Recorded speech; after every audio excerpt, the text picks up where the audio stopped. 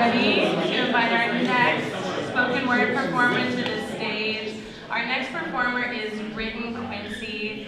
He is a passionate advocate for the arts. He is a teaching artist here in this community at Central, and he has been doing poetry and spoken word for 23 years now. So please help me in welcoming Quincey to the stage. An excerpt from Alexander Hamilton and the Growth of the New Nation. Page 41. Although the front around New York was quiet and in Hamilton's opinion seemed likely to remain so, he looked for serious trouble in the southern states, where there were few regulars and the militia a doubtful quantity. In March 1779, he predicted that the British, having bruised their heads against the stone wall of the Northern Army, would turn their attention to the South and attempt to open another and more promising theater of war. Hamilton's surmise proved correct. Sir Henry Clinton was already laying plans for a full-scale invasion of the southern states, where he hoped to find the soft underbelly of the rebellion. When the war in the South took an unexpected turn against the Americans, the problem of manpower became acute in the American army. Few troops could be spared from the Continental Army for the Southern theater, yet the militia of the invaded states was weak and divided in its loyalties. How, therefore, Americans asked themselves, could Lord Cornwallis, the British Hannibal, be prevented from severing the southern states from the Union? Rather than depend upon the white militia of the South, Hamilton advocated that Negro slaves be enlisted into the Continental Army. He did not say that slaves should be forced to fight in order that whites alone be free. With their swords, he proposed to give the blacks their freedom. Quote, the dictates of true policy, close quote. And of humanity enjoined, he said that the Negro soldiers be emancipated. If the Americans did not offer the slaves something to fight for, the British assuredly would. And the results might be disastrous to the cause of American independence. Unlike some of the men who later were to denounce him as a reactionary, Hamilton was sensible of the discrepancy between the ideals of the Declaration of Independence and the hard fact of the Negro slavery. He held slavery to be morally wrong, and he did not agree with Thomas Jefferson, who at almost the same time was expressing his conviction that whites were inherently superior to blacks. Quote, the contempt we have been taught to entertain for the blacks, Hamilton remarked, makes us fancy many things that are founded neither in reason nor in experience. Given equal opportunity, he predicted it would be shown that their natural faculties are as good as ours. Mr. Secretary, Mr. Secretary, Mr. Secretary, as a spirit no more nor less than those of my forefathers who came before me some 200 and nearly 20 years ago, I bring you an update on the status of the state of the Negro. In the great United States of America in the year of our Lord, 2019. It may be unimaginable to say or hear of this year. We have advanced much, but not much at all. I will attempt to bring you abreast of the affairs of the occurrences or decisions of your sons of the founding fathers of this country. I'm not convinced of your intentions, Mr. Secretary. Some 50 years after your last breath, Secretary Hamilton, emancipation was finally granted, and celebration ensued.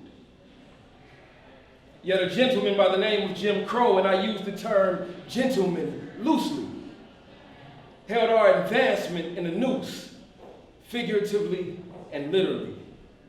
We were taught as Negroes continuously that the term nigger fit us more comfortably, and comfortably we were held in our place.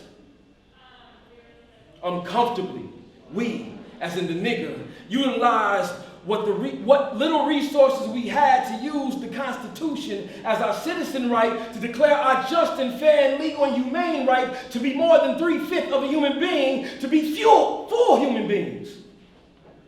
We attempted to use our constitutional right, but the left, as you were considered, has shifted. Uprising. As many media outlets have stated justification to put us back in our, quote, place, unquote. You tried, Secretary Hamilton, but I believe your attempts were in vain. Or did you really mean what you meant?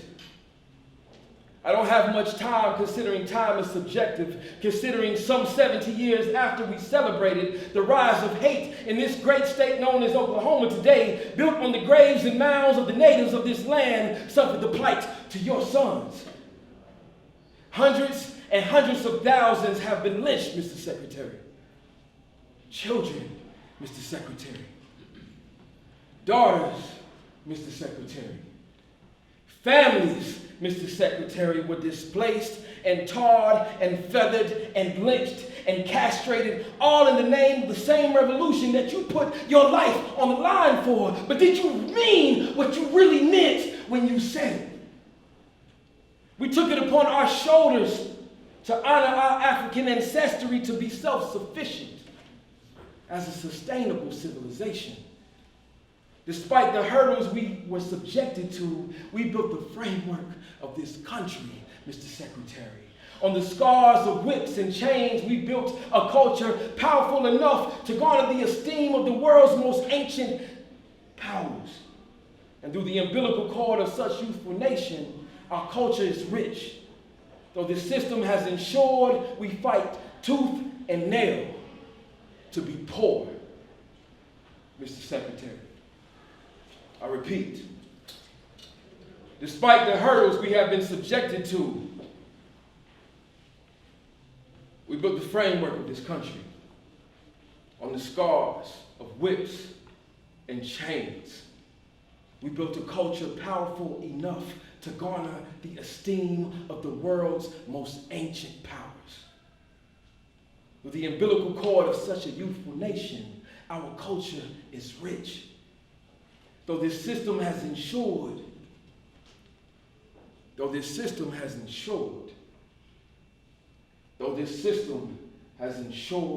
we fight both tooth and nail just to be poor.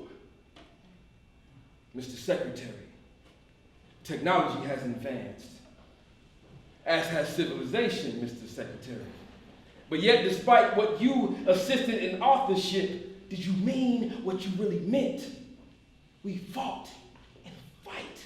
There have been many a conflict abroad. Now we utilize the sky and the seas as a means to transport, conquer, Mr. Secretary.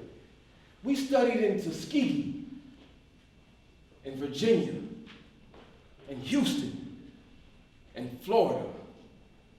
We were and are the elite of our classes to provide security and ensure our liberty, but yet we are the targets at home domestically. We are incarcerated at an alarming rate, Mr. Secretary. Brown babies die at an alarming infant mortality rate. We are told that medicine has advanced to the point that we should be able to breathe until we reach a century plus a quarter of a century year old, Mr. Secretary. Yet babies, Mr. Secretary, babies dodge death daily. Mr. Secretary, phones haven't been invented. Mr. Secretary, you couldn't imagine. Pictures can now move on screens in the palm of your hand. Imagine a letter read in front of a camera. Listen, imagine a picture framed live where speech can be given and read in front of all of the colonies, and every citizen hundreds of miles away can be telegraphed or telephoned on television at the same time as delivering your State of the Union. Imagine we've advanced this far, and we, as the United States, are at the forefront of this evolution. But yes, systemically, 2019 is not much different as 1779. We have come far, Mr. Secretary. Created as equal, Mr. Secretary. But did you mean what you really meant, Mr. Secretary? Mr. Secretary, we are the United States of America. Mr. Secretary, it is 2019 in the year of our Lord. The states are different now, Mr. Secretary. But yet, the states are not much different. Did you mean what you meant?